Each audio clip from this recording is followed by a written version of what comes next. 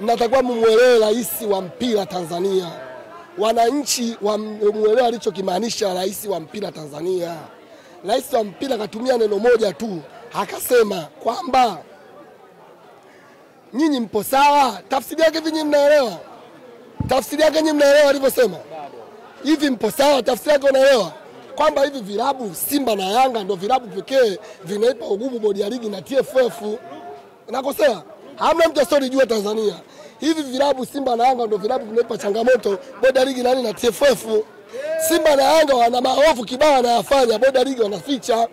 Kwa hiyo wao wanaponyosha kidole bodi ya ligi, je, wewe uko sawa? Hivi unaelewa swali lake? Kwa hiyo tafsiri sahihi. Yule akukosea kumaanisha vile. Kamaanisha kuna muda inahitajika nini? Busara kwenye mpira. Hapo unaigusa Yanga unamgusa Mimi nimesimama upande wa rais, kama nimesimama kama mwanasheria wake. Mimi mwanasheria kujitegemea. Kwa hiyo lazima nimtetee muelewe. Maana naona waandishi wengi, watu wasiojua mpira, watu wasiosoma, watu wanaotafuta trendi, wameka media kumchafua, hawaelewi ile kumaanisha nini. Kwani Haji Manara anajua kama mpira Tanzania una uchafu? Hajui. Wewe muulize Haji Manara, hujui Simba na Yanga zinaleta uchafu kwenye mpira Tanzania? Wewe muulize hilo swali. Muulize Feitoto walimpataje Yanga bila uchafu? Muulize Yanga mwaka 2000